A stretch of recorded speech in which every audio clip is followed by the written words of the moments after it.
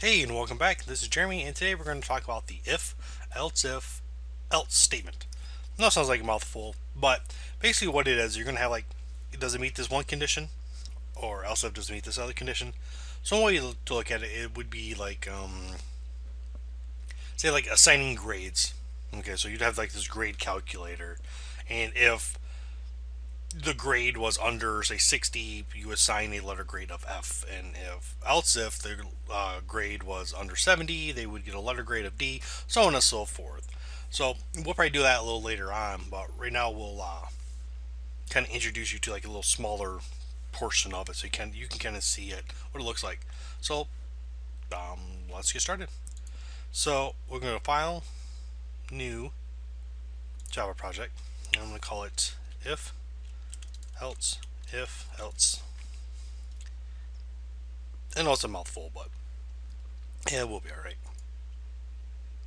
And we're gonna create a new class, and I was gonna call this else if. Yeah, sounds good. Why does this hate already exist? Okay, else is else. There you go. Now we don't have to worry about it existing. Okay, so we have this. So the first thing we need to do is we'll put in our comment. This is our class header, and then we need to put in the main methods. Public static void main string args. And this is our main method. Alright, so let's just kind of type out the structure of what it looks like. So you would have if and some expression or condition, and then you would have else if, again with an expression, and then you would have then our final default, whatever that may or may not be. Now you can have as many else ifs as you want in here. You can just keep going forever with it. If it's not this condition, doesn't meet this condition, doesn't meet this one, doesn't meet this one, doesn't meet one. You can just keep going on and on and on. So I said a grade calculator was a good example I could think of. You could even do like credit score. If your credit score was between less than this or less than that or less than this, that's how you would assign what their loan might be based on or something like that. So I'm just going to keep it simple, and we're just going to have just these ones. So off the top of my head, I'm thinking we're going to go ahead and do an import of the scanner class. So it's java.util.scanner. And granted, if you remember from the previous videos, what this will do will allow us to read input from the keyboard. So we're just going to make a simple int, and we're going to call it money. And we're going to test, we're going to make our own little flow of what we want to check. So basically, I'm thinking like, check see if someone's rich. Okay. So now we need to do,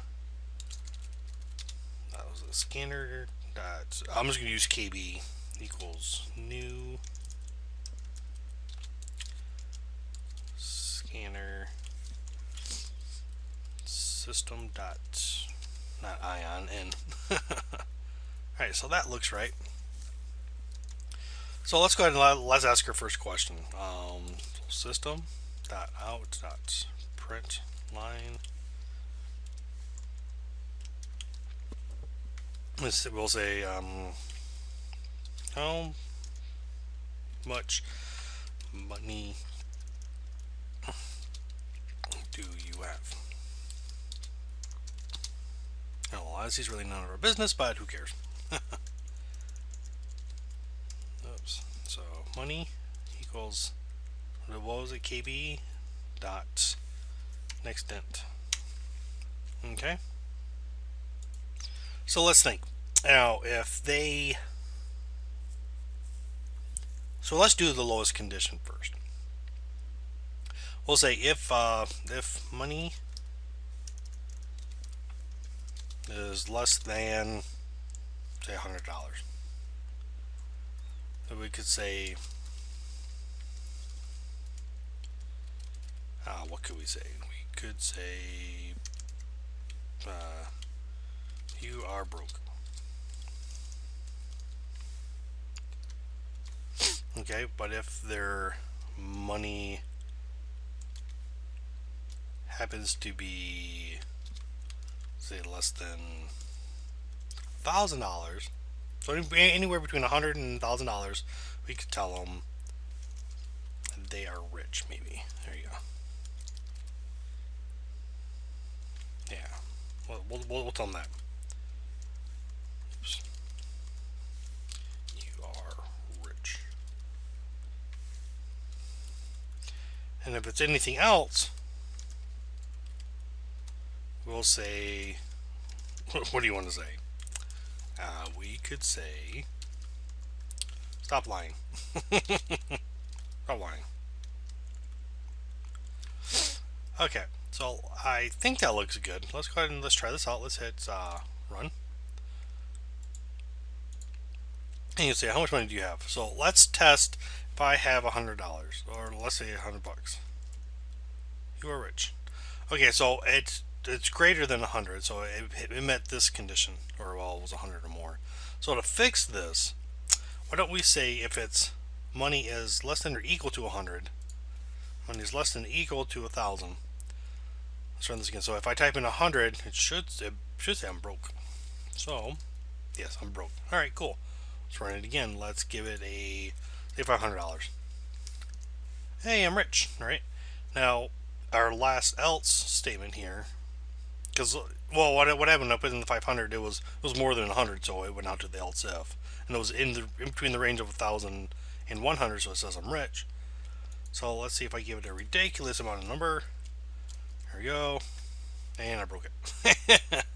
Let's try that again. Let's say, was that 1,000 to 10,000? There you go. Stop lying.